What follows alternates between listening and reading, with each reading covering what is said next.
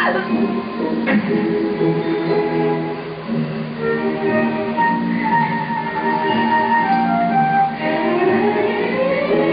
mo ako ng bastos ka! Papapa. Pasensya na po yung master. Tataltan ko na lang po ang tsaa. Patawarin po ninyo ako. Ano? May codes kayo, young master.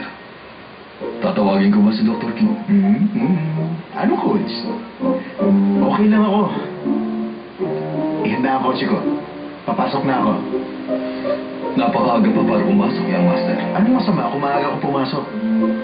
Hindi ba may kasabihang the early worm catches the bird? Sisisantin ko na ang katulong ngayon din. Bakit naman? Ano?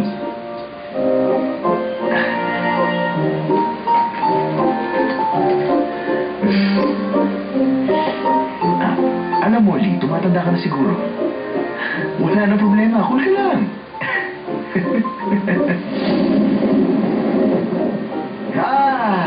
Maganda ang panahon ngayon.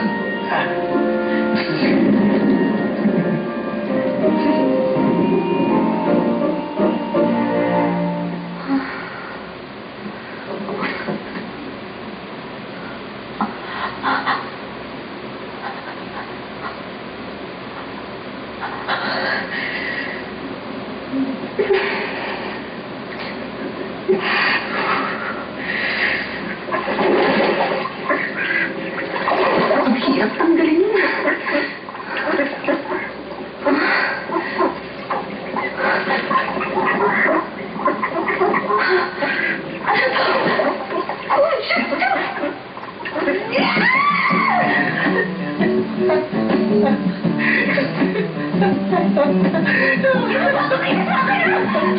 Talagang ginagkait mo talaga ako! Pinapunta tayo early in the morning tapos ganyan lang ginagawa niya. Ang galing ito! First time ko siyang nakitang nag-enjoy ng ganyan. Pero ang hindi ko maintindihan, bakit kailangan pa niya i-torture si Jandy?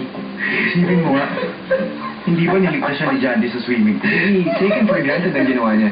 Wala lang. Ano ba? Ito ang paraan ng pasasalamat ko sa kanya. Yung hindi, bakit pa ako mag-aksaya ng panahon? Para sa lonely girl na yun. Pero hindi dapat ganyan ang ginagawa mo kung talaga nagpapasalamat ka sa kanya. Shut up! Ibig mo ba sabihin kumakapi ka na kay Jiho? By the way, nasa na nga ba siya?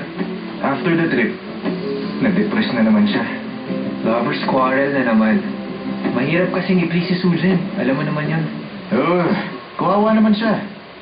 Kung may gusto siya sa babaeng yun, di yakapin niya. Mahirap bang gawin yun?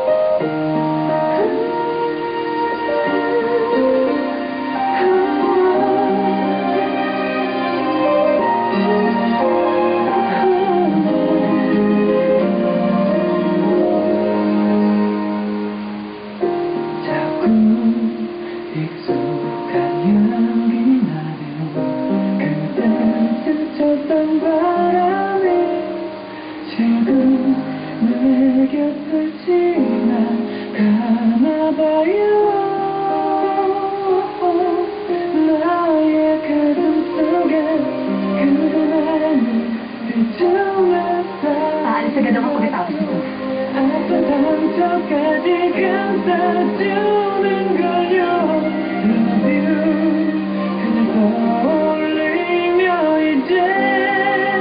First injury, Leo at ngayon si Jiho naman.